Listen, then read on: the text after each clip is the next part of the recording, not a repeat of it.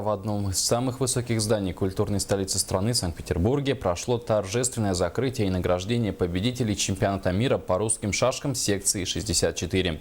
О том, кто стал победителем и какой результат показали якутские спортсмены на турнире, расскажет Айсена Бурнашова. Панорама города на Неве придала мировому событию еще большую торжественность. В конференц-зале отеля «Азимут» собрались участники турнира и почетные гости. Заместитель председателя комитета по физической культуре и спорту Санкт-Петербурга Павел Белов, главный судья чемпионата Виталий Анисько и президент Международной федерации шашек секции 64 Владимир Лангин. Обстановка на турнире была очень доброжелательная, острая борьба, много было творческих находок.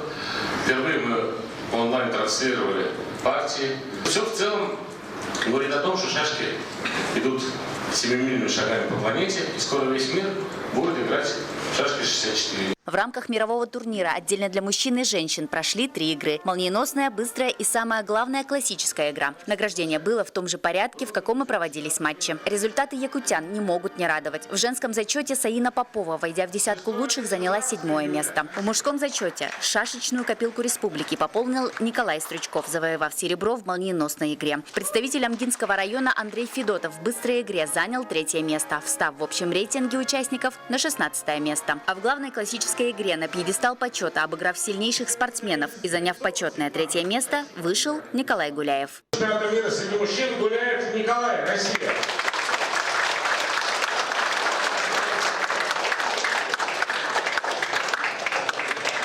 Для якутян Николая Гуляева и Андрея Федотова это первое участие на чемпионате мирового уровня. Наши искренние поздравления якутской сборной и, конечно, поздравления чемпиону мира по русским шашкам 64 2015 года, бывшему участнику сборной Украины, ныне лучшему шашисту России Сергею Белошевичу. Ну, конечно, я доволен.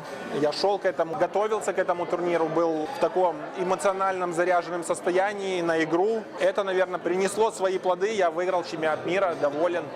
Среди женщин чемпионкой мира по русским шашкам 64 этого года стала представительница Молдовы Елена Сковитина. В этот вечер звучали слова поздравления, громкие аплодисменты и гимны стран-победителей первых мест. В зале царила теплая атмосфера в доказательство того, что спорт – это прежде всего символ дружбы и мира. Айсена Бурнашова, Егор Максимов, Лидия Андросова, НВК «Саха», Санкт-Петербург.